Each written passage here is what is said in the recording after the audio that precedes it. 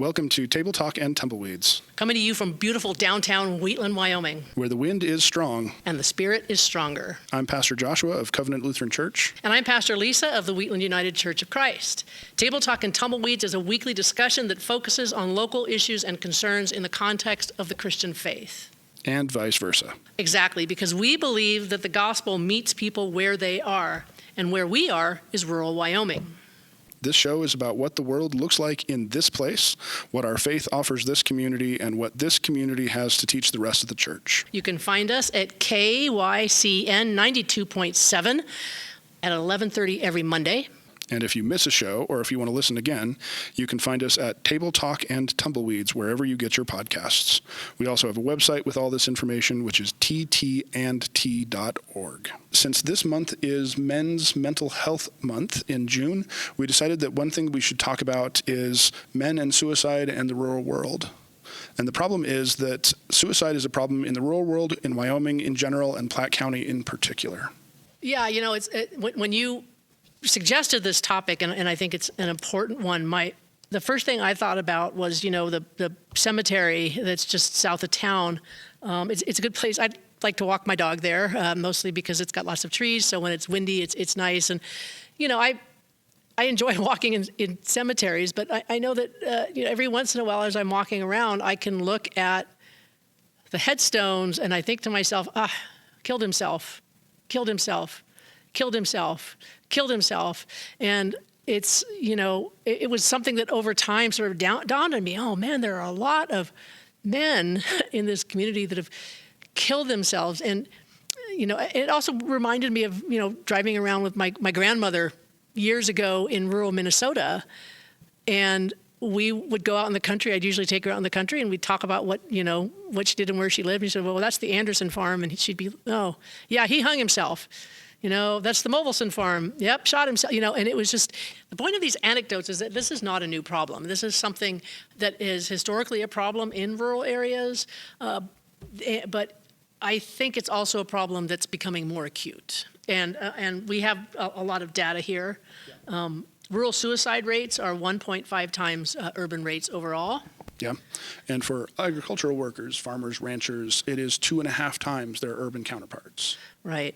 And I think that I was looking at the CDC data and the suicide rate for 15 to 19-year-olds, and I will say that these are suicide rates overall, not necessarily just for boys, but 15 to 9-year-olds in Wyoming, their suicide rates are double the U.S. rates. Yeah, it's a lot, and this is very common in rural places because even Wyoming is not the highest rate in the country. Yeah, we used to be. And the rates in Wyoming are high. But they are not anymore the highest in yes. the country. Alaska has gone higher than us in the last few years, starting in 2023. And since then, it's been Alaska and Montana and us. Yeah, sort of rotating around for the top three. And the highest risk is those 55 to 59-year-olds, which is a particular age in farming and ranching. It's important to note that these are data overall that come from the CDC. The Wyoming Department of Health does break it down between men and women so that 88% of Wyoming suicide deaths are men. And that's a big number. It was kind of interesting looking at that the majority, I didn't see what the actual number was, but the majority of those deaths are men over 80. And so we have to ask this question. What is it that Alaska and Montana and Wyoming all share? Part of it is geography. A big part of it is agriculture. But the other parts of it that come in are isolation, financial pressure that comes out of those things. And there's also a certain amount of firearm prevalence, but I don't think that that's a problem. I don't think that's the actual problem because this happens in rural places where guns are not common in other countries. I think there's a tendency to blame firearms and to either get defensive or blame, but I think that I just had the statistic here. I guess I'll look.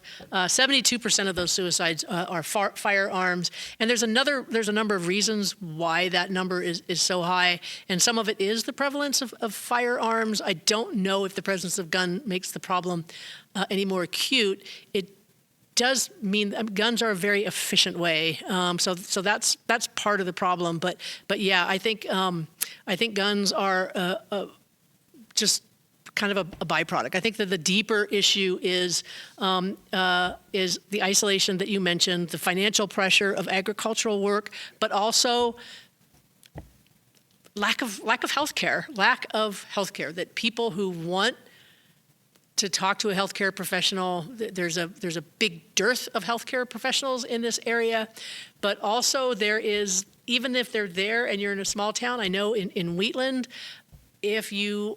people will see you walking in the door. Yep. They know what your car is. They know your license plate. Yes. So we have this side, you get it on both sides in some ways. You have the provider shortages where you can't get somebody to take care of you. And we do have providers in Wheatland, but do we have enough is a different question. And then once you do go to a provider, there's the social stigma that comes with everybody knowing your business. Yeah. And so you get it on both sides here. If I don't go to get help, I'm not going to get help. And if I do go to get help, it worsens the problem in certain ways. Yes. And so we have this cultural issue around self-sufficiency, stoicism, you don't ask for help, isolation that happens that's both social and emotional, and on the other hand, you can't do anything about it. Yeah. So we have this image that we have people who know everybody, but you can't tell anybody what's going on. Right, and I think there's sort of a distinction for me between what might be called sort of structural issues, isolation, rural, not just rural poverty, but the ups and downs of rural life in terms of economically. Even the lack of healthcare, those are structural issues. Those are material things that are pretty easy to quantify and to fix if you want to. Yeah. Then this other thing that you're talking about is more of a cultural sort of thing. So one of the things that we might talk about, I've used this in the past. This comes from the Oakland Men's Project. They call it the man box. And it is this box of what is a man who is to be respected and what's a man who isn't. And if you fit into the box, then you're doing manhood correctly. And if you don't fit into the box, that is shameful.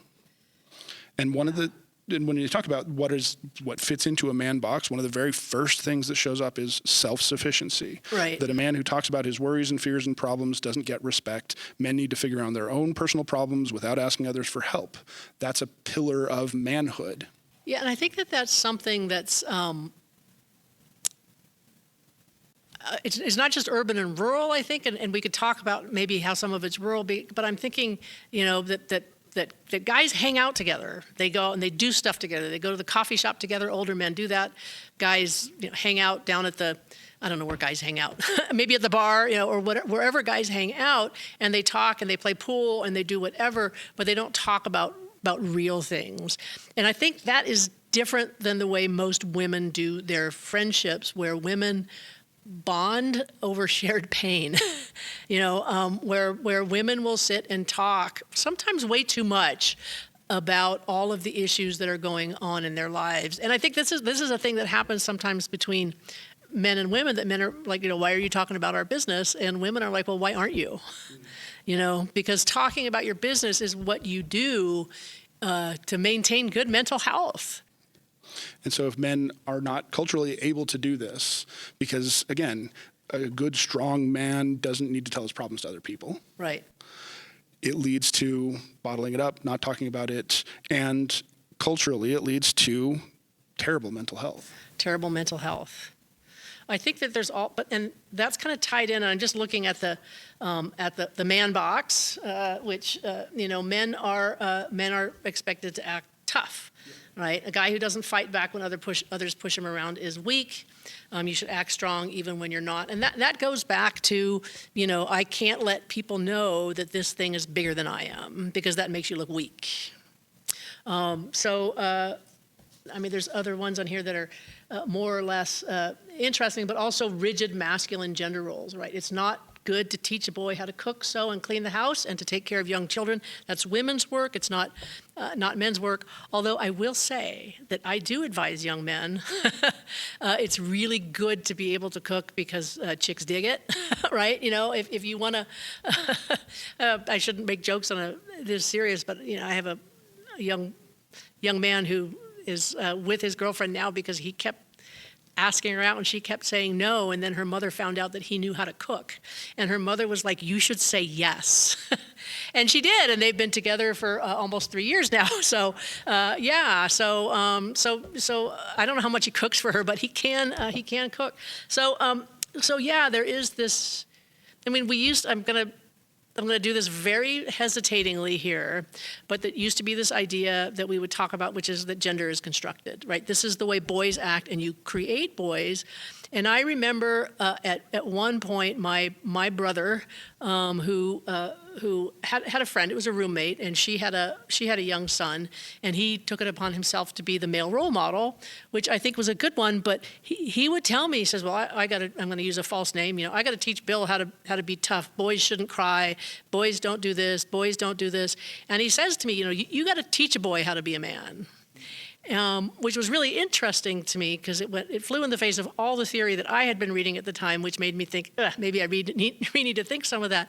But yes, we do teach boys and girls how to be boys and girls. Exactly. If you look at, again, different statistics, boys and girls running around, playing, doing everything together, they cry at about the same rate until age 6. Yeah. And all of a sudden, something shifts and changes, usually associated with school, and the boys stop crying. Yeah. And they just don't show any emotion. They hold it all together, and that's when the trouble starts because they've been taught. Yeah. This is not a thing men do, and don't you want to be a man? Yeah.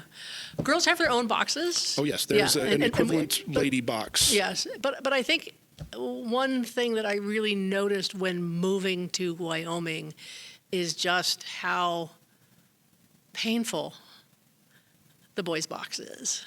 And this is going back to my experience of walking through the cemetery. Some of the people I know killed themselves, but I didn't know them.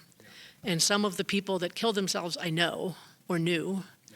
And I just feel so much sadness for them because the box that they were forced into was so painful for them that it was a better option to take their life. And sorry, I'm getting a little emotional, but it is. It's enormously sad, and I think it's something that the church should be taking seriously and sort of picking apart why we treat our children this way. And when you and I were talking about this, and we were sharing some Bible passages, you talked about Matthew 11 verses 16 to 19, and what you said to me was it felt true, but you weren't really sure how to express that. So I kind of was thinking that maybe we could talk about that passage, and we could talk about what felt true for you. So the specific passage here, we're in Matthew 11, is a bit about John the Baptist, a few other discussions in here. And verse 17, Jesus asks, what will I compare this generation to? Like children sitting in the marketplace calling to one another, we played the flute for you and you did not dance. We wailed and you did not mourn. And what I'm thinking about is one of the things we as a church need to do a better job of is understanding and explaining what mental illness looks like, what crisis looks like. And the thing about it is that we don't do a good job of it. We have this experience of somebody's, depressed, somebody's down, and so you go and you try and cheer them up. And it doesn't work. And so you go, okay, well, you're sad. I'll be sad with you. And they don't get better. And so there's this experience of, we tried to cheer you up and you didn't dance. We tried to hang out with you in your sadness and you still didn't get any better. So I'm done. So you played the flute, you didn't dance. I tried to cheer you up, it didn't work. We sang a dirge. I have a different translation. You did not mourn. I tried to sit with you in your grief and you just sat there. And that actually does rather describe depression, because depression isn't sitting around feeling sad, it's sitting around feeling nothing. We need to do a better job of education on this, because when you think about depression, you think about just really, really, really sad, and that's not the case. Apathy and loss of interest, loss of energy is what really qualifies for depression. When early attempts were made to deal with depression, what people told their doctors was, I just want to stay in bed and sleep all day. And so what doctors did, the first attempts at dealing with depression medically was tranquilizers. You want to sleep all day? We'll let you sleep all day. Didn't do any good, but that was the response. And so this is what we need to understand. Depression is not very sad. Depression is nothingness. Yeah. And facing nothingness in the middle of the isolation that we're in, it's overwhelming. Yes, it's numbness. Oh, yeah. And and this might be something maybe not today, but I suspect that we will be addressing the issue of rural mental health more than once because it is such an issue. Yeah. But it's much different in rural areas than in urban areas, and this is something that you touched on, the nothingness. I was going through a real depression in my life during seminary, and while I was in seminary, I went to South Dakota. I did my cross-cultural experience there, and I spent time in Pine Ridge. And I remember it was January, and driving through, well, we know what it looks like, driving through the high prairie, and it's snowy, and it's just snow as far as you can see, and driving down these back roads, and we went on a field trip. Anyway, it's a long story, but we drove for about 6 hours, and I think we waved at 3 cars during that time. I mean, it was just a lot of empty, and I spent 6 hours thinking that this is how I feel. Yeah. I feel like South Dakota in winter. I feel like Wyoming in winter, that everywhere I look, it's just the same bleak landscape. And that's what depression looks like. The whole world is reinforcing that experience. Yes. Yeah, my cross-cultural was in North Dakota, and I saw exactly the same thing. Yes. We drove from where we were in North Dakota to the Canadian border and saw no other cars. Yep. You're on your own. Good luck, buddy. And it's so bone-chillingly cold, and this was also how I felt. It was January. Yes. I've never seen minus 80 on a thermometer, and it meant it. Yeah, there's a reason I don't live in North Dakota. We hit mine at 60, but that was with the wind chill. But we were outside in it, unfortunately. But the thing is that the bleakness of the landscape, and this is why I think it's a great metaphor for thinking about depression, because I felt like I would never be warm again, and I felt like I would never feel anything again. I mean, this was one of the darkest periods in my life, and I just wanted to, I won't say I wanted to curl into a ball. I just wanted to sit and play solitaire for hours and hours and hours. And I crawled out of it. I had friends, people that prayed with me, people that sat with me, but I think most people had no idea what was going on inside of me because I didn't talk about it. Right. And part of that is that lived experience that we're talking about from the text, right? Well, I told people about it and they said, well, cheer up. Oh, that fixed it. It's not that bad. It's not that bad. Other people have it worse. Let's go have a drink. and none of this understands the problem. And when you don't engage the problem, we can't even talk about curing or fixing. We talk about healing. And this is not a healing experience. And so this text, it felt very true to the experience of rural depression, of even when we've tried to do something about it, it's been so ineffective that I'd rather we didn't. And the problem is that there's no quick fix. There is not. There's not something that you just feel better. I think some other things that, well, I guess both of you, John came neither eating nor drinking, and they said, oh, he has a demon.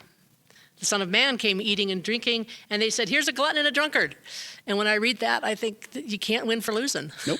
Right? So it gets you on both ends, exactly as everything else has. And this goes back to your man box thing, right? Exactly. That you're trying to behave properly. You're trying to behave the way other men behave, or if you're a woman, you're trying to do what other women do, and it doesn't feel right, and it feels empty. But whatever you do, it's like, man up, or don't do that, don't do this, so you're trying to live, and everyone is always surrounding you with this kind of, these unattainable expectations for who you are and what you're supposed to do. And I think that's really kind of hits the nail on the head, that text. I think it is a good one. I just wasn't sure exactly how to put it into the words, but I think we've got it here. I think I was pretty sure that when you said you felt it was true that we would get to it. This raises a question, and I think it's a good question of what the church can do. And again, this is something that you and I talked about just a little bit, but before we talked about that, I wanted to say a little bit about what the church doesn't do, what the church can't do, what the church shouldn't do, which is the church does not substitute for mental health. Right. And this was something that in all of my pastoral care and counseling classes, it was really driven into me. You are not a therapist. You're not trained to be a therapist. You don't know how to deal with things that happen in therapy. Don't do therapy, right? I am not a therapist. I'm a pastor. I do something else.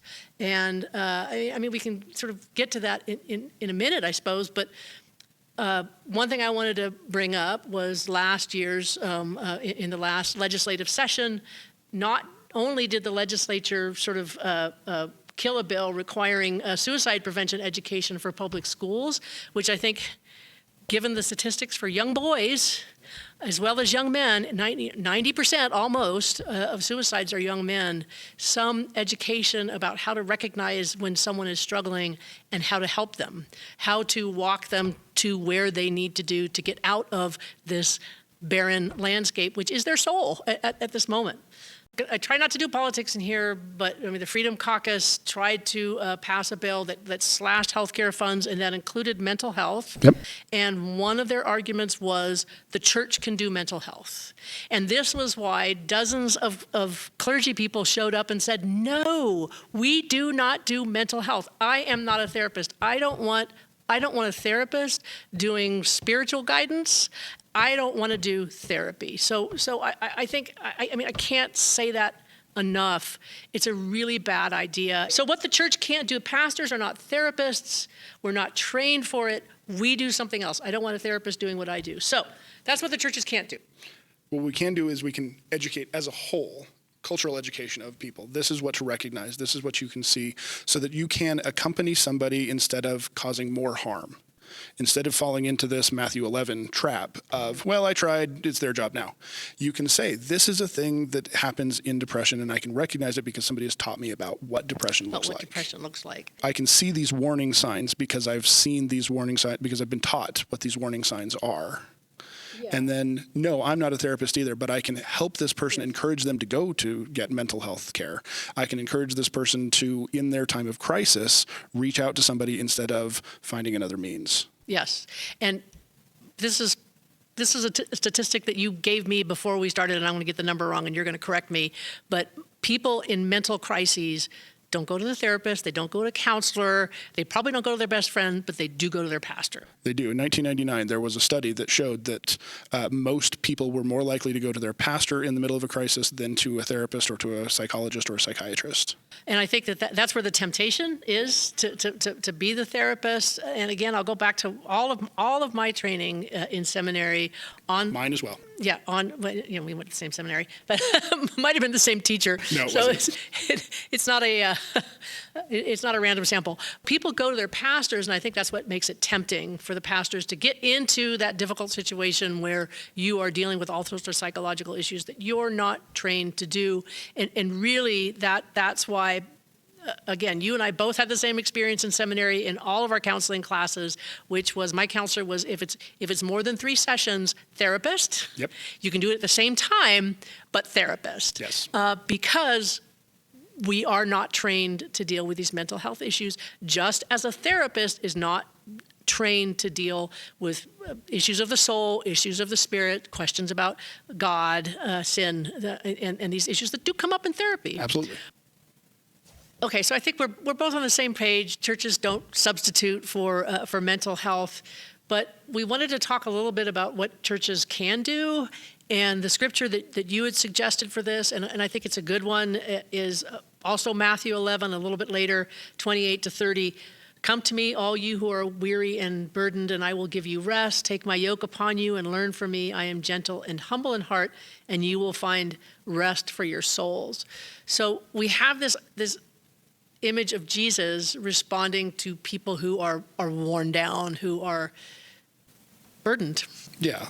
So there is this idea of the burden of everything that's been going on in your life, the heavy yoke of shame and secrecy and struggle, of just exhaustion caused by all of this that you're holding in.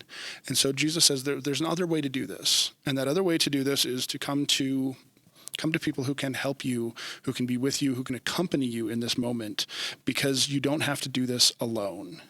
And you don't have to be isolated the way that so much of our culture expects us to be. But this comes with a requirement and expectation for us as a congregation and as a community, that we have to see these things, see the people who are in trouble, and respond first. A couple of things that you've said before that I want to follow up on with you and see if I can get you to expand on it. You've talked about sort of being proactive, being a community. If we can't be the community where people can bring their their pain, then why are we even here? I'm putting words in your mouth, but but I think that's the general tenor of what you were saying. So one is being that community, but elsewhere you also talked about it's important in these situations when people are going through things like depression that we reach in, not reaching out. And the reason is because we reach in because the people who are going through this are having so much trouble reaching out. So what I'm wondering you could do is maybe just some real concrete examples. What sort of things can we do as congregations to be places where people can bring their pain? And what does it look like to reach in when someone can't reach out? That is, if we're seeing that someone seems off. In the simplest way, it is accompanying somebody and being with somebody. Ask, how are you feeling? How are you doing? What can I do to help you? What's going on? And really just being willing to be there and to listen in a time when it's so much easier to say, well, you're probably fine, right? But actually, when you see somebody who is struggling, having a bad day, having a depressive episode, whatever terms we want to use for this, to take it on yourself to go and say, hey, I'm here. Mm-hmm. And isn't that, I mean, I could be wrong here, but I think that sometimes the biggest burden to asking someone if they need help is being afraid that they'll say yes. I would say that that's very much a thing, and that's a thing that we still need to do. Because part of this is how do we balance my my diatribe on we're not therapists to how can I help you? Well, understanding one of the things we can do to help is encourage them to get help from somebody who's qualified. Yes. So being able to say, here is my therapist. Would you like to talk with them? Right. Which also allows you to be a little bit vulnerable and say, look, I understand where you're at on this, and I know what it's like to be isolated. I know what it's like to be depressed. Here is somebody who's helped me. They can help you. Yes. And so I know I don't have to do the help, but I do have to be able to help them connect with people who are able to do that help. Would it be appropriate if someone, because part of being really, really, really depressed is you don't feel like reaching out, you don't feel like doing something. Would it be appropriate, because I mean, I don't want to get too codependent in here, but would it be appropriate to say to someone, hey, if you wanted to go to a therapist, I'll go down with you. I'll drive you, or I'll sit in the waiting room with you, and I'll meet you when you're done. Yes, because that also leads to some accountability of I said I'd do this, and so this person is coming to come and get me, so I'll go do this. So yes, as long as you're not sitting in the session with them. Yeah, no, that would be wrong. I think that there is a possibility to say, if this is what is necessary as a community so that somebody can get the help that they need, then maybe. We drive people to other doctor's appointments. Yeah, I mean, I'm just sort of trying to think out loud. And anyway, I think we're probably coming to the end of our time, but I think that one of the things that really struck me as you and I were talking about this and doing some research on this is not just how acute an issue it is, but how little we are equipped to talk about solutions, to talk about how to do this. And so I think it would be, I'm going to suggest, and I'm even going to commit to bringing in some people to talk to us about some of the rural healthcare crises, and to suggest things that churches can do with our often limited resources and limited training, things that churches can do to be safe and appropriately safe spaces for people who are struggling with mental health issues. Yeah. We've got a lot of work to do on this. Yes. And I know that we can't do it by ourselves. Yes. But we can at least do something if we're willing to show up. Yes. And once again, if we're not willing to show up for people who are in need, then I'm not sure what we're doing. Okay, that's our show for the day. I'm Pastor Lisa from the Wheatland United Church of Christ. We worship Sunday mornings at 10 a.m., and we are located on the corner of 11th and Walnut. And I'm Pastor Joshua at Covenant Lutheran Church, which is at 18th and South Street. We worship at 9, and we'd love to have you. You can find us here every Monday at 11:30 on KYCN 92.7 or at Table Talk and Tumbleweeds, wherever you get your podcasts. Table Talk and Tumbleweeds is a ministry of the Wheatland United Church of Christ and Covenant Lutheran Church, and is supported by an In the Mud grant from the United Church of Christ. We'll see you next week, and remember, there's always room at this table.